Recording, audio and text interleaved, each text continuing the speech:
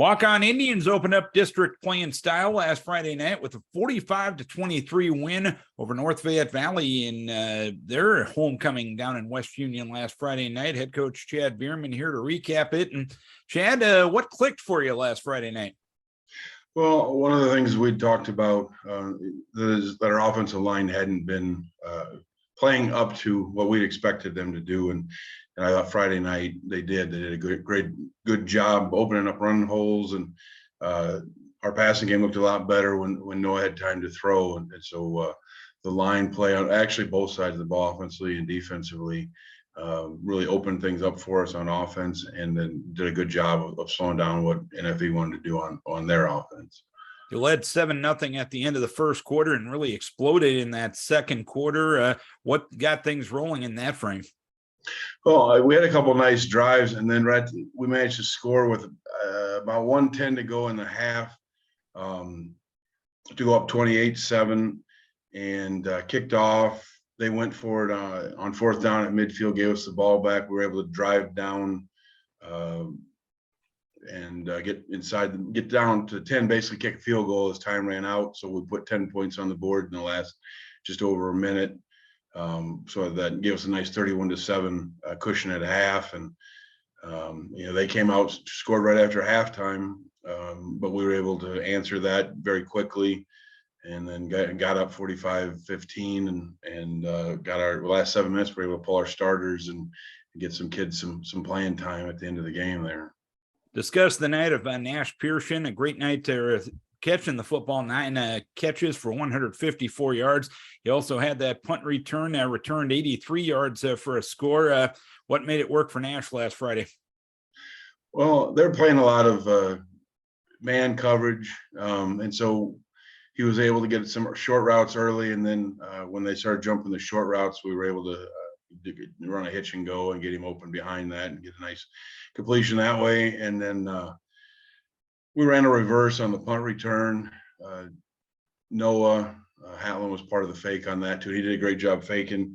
The return guys did a nice job setting up the wall for him, and then Nash did his part of it, carried out his part of the fake, and then did a really nice return. And you mentioned running the ball and the offensive line doing their job, averaging 6.3 yards a rush last week. Only 2 guys touched the ball, but Corbin Palmer, 109 yards, Noah, 88 yards on the ground. That's a pretty good 1-2 punch, isn't it? Yeah, it is. Last year we had the 2 running backs that carried the ball, and Noah didn't really carry a lot unless he scrambled. This year, Coach Heeman's opened up the playbook a little bit more as far as quarterback runs, and so when Noah gets his opportunity, he's a pretty good athlete.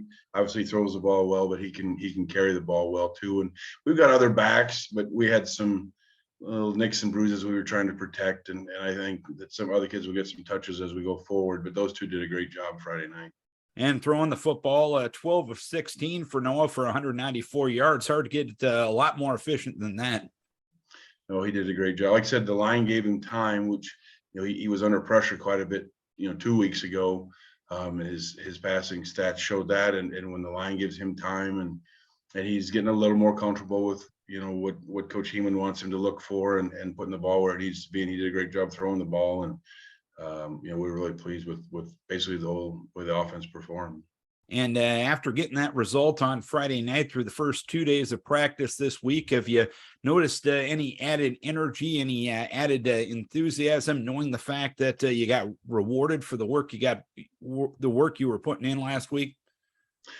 I think to a certain extent. I mean, there were a lot of things we needed to correct. We did not play particularly well still on the defensive side of the ball. NFE did they're good at what they do, and they created some issues for our kids, and so we had stuff we needed to correct.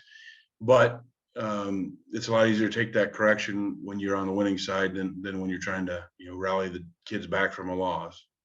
Homecoming this week as Owine comes to town, very similar stylistically to the team you faced last Friday night in North Fayette Valley. What do you expect out of the Huskies this week?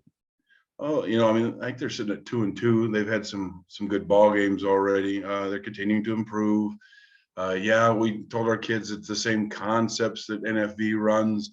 It's the same route offense. It's just some Coach Lape has some different spins on the way he does some things with formations, and so there'll be twists that we haven't seen, even though we prepared basically for the same thing this week.